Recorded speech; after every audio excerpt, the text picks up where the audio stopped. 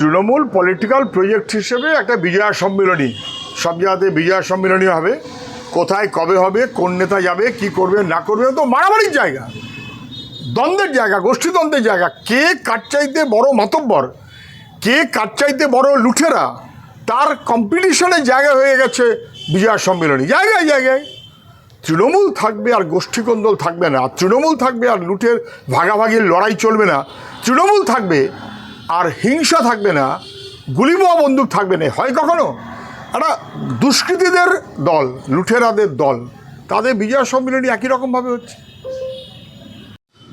শতাব্দী রায় গেছেন বিজয়া সম্মেলনীতে, ও নিজের কনস্টিটুয়েন্সির কোনো একটা জায়গাতে মুরারই ফুরারই কিছু একটা হবে, তো সেখানে অনুব্রতও আছে। তারপরে যেই কাজল শেখ এসেছে, দুপক্ষের লড়াই, স্লোগান যুদ্ধ, একজন আরেকজনের বিরুদ্ধে, এমন চিৎকার চেঁচামেচি যে শেষমেশ সব থামিয়ে দিতে হয়েছে। তৃণমূলে অনুব্রতও কেউ না, কাজল শেখও কেউ না, শতাব্দী রায়ও কেউ না, একটা পোস্ট, বাকি সব ল্যাম্প পোস্ট। এবং তারপর যে যেখানে থাকুন না কেন, লড়াই হবেই, জানকবুল লড়াই, টিকে থাকার লড়াই, লুঠের লড়াই, পুলিশ প্রশাসন সঙ্গে রেখে ক্ষমতার দম্ভ দেখাবার লড়াই। তৃণমূলের নেতারা পারস্পরিকভাবে থাকবেন আর দ্বন্দ্ব হবে না, সব ঠিকঠাক মতো হবে। ওটা কোনো রাজনৈতিক দল নাকি, একটা সার্কাস পার্টি, সার্কাস হয়েছে, দুপক্ষ লড়াই করেছে, সার্কাস করেছে। শুভেন্দু অধিকারী আজকে গিয়ে পাগলের মতো প্রলাপ বকেছেন, পাগলের মতো প্রলাপ বকেছেন। সমস্ত হিন্দুরা এখন যে যে দল করেন, সে সিপিএম, তৃণমূল, কংগ্রেস, বিজেপি, সব হিন্দুরা এখন, মানে মানুষের দল না, মানুষের জন্য রাজনীতি না, ধর্মের নামে রাজনীতি, যেটা আমাদের সংবিধান বিরোধী। আমি ওকে মনে করিয়ে দিই, ওদের যারা প্রতিষ্ঠাতা ছিলেন, শ্যামাপ্রসাদ মুখার্জি হিন্দু মহাসভা করে অনেক রকম চেষ্টা করেছিলেন, কিন্তু তারপরেও বাংলায় হিন্দু অথবা মুসলমান এই ভিত্তিতে রাজনীতি কেউ করতে পারেনি। মানুষ তাদেরকে ভরসা করেনি, মানুষ তাদেরকে সাথ দেয়নি, এটা যেন খেয়াল রাখে। বরং এই হিন্দুদের কথা বলতে বলতে বাংলাটাকে ভাগ করে দিয়ে আজকে বাংলার মানুষের নানানবিধ অসুবিধে, দুর্যোগ, তার দায় শ্যামাপ্রসাদ মুখার্জির অস্বীকার করতে পারবে?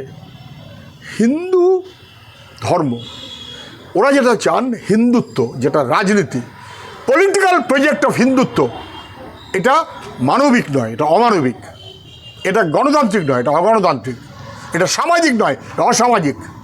পাগলের মতো প্রলাপ বকছেন শুভেন্দু অধিকারী।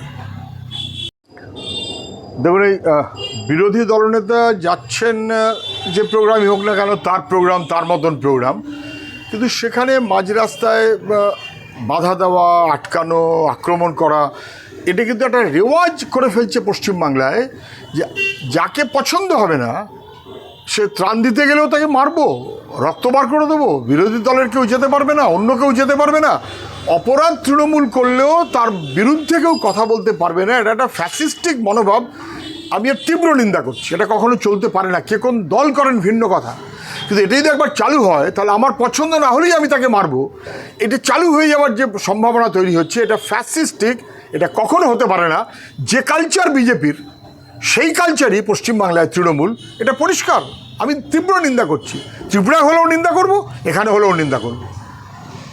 বিরোধী দলনেতা যে দাবি করছেন এসআইআর নিয়ে, এটা একেবারে সর্বর্ব অসত্য এবং বেঠিক।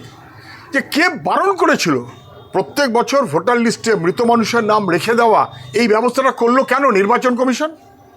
আমরা তো বারবার বলেছি যে মৃত মানুষের নাম বাদ দাও, দেয়নি। কতবার লিস্ট জমা দিয়েছি, করেনি। ডুপ্লিকেশন ক্যান্সেল করেনি।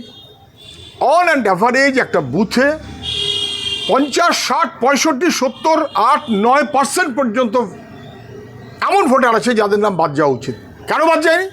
এই উত্তর তো নির্বাচন কমিশনকে দিতে হবে। এবং তারপর এই 40% মিল পাওয়া যাচ্ছে না দক্ষিণ 24 পরগনা জেলাতে, 23 বছরে গুণ 1.5% মানে কত হয়? 35-36%। ফলে 30, 35, 36% নাম মিলবে না, এটা তো স্বাভাবিক।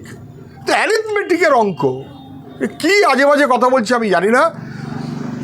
এসআইআর তার মধ্য দিয়ে মৃত মানুষের নাম বাদ দেওয়াটা অন্তত নিশ্চিত করুক। ভুতুরে ভোট তৃণমূল যা ঢুকিয়ে রেখেছে, বাদ দেওয়ার ব্যবস্থা করুক। এতদিন কেন করেনি? উত্তর দিক, বাদ দিক। আর জেনুইন একজন ভোটারের নামও যেন বাদ না যায়, বিজেপির মনোভাব জেনুইন ভোটারের নাম বাদ দেওয়া, তৃণমূলের মনোভাব মৃত মানুষের নাম রাখা। এরা দুজনেই বেঠিক মনোভাবে চলতে চায়। আমরা মনে করছি এসআইআর হবে, এটা বেঠিক নয়, কিন্তু যেন বেঠিক করার চেষ্টা না করে। বিজেপি যদি করে কেউ ছাড়বে না, তৃণমূল যদি করে কেউ ছাড়বে না।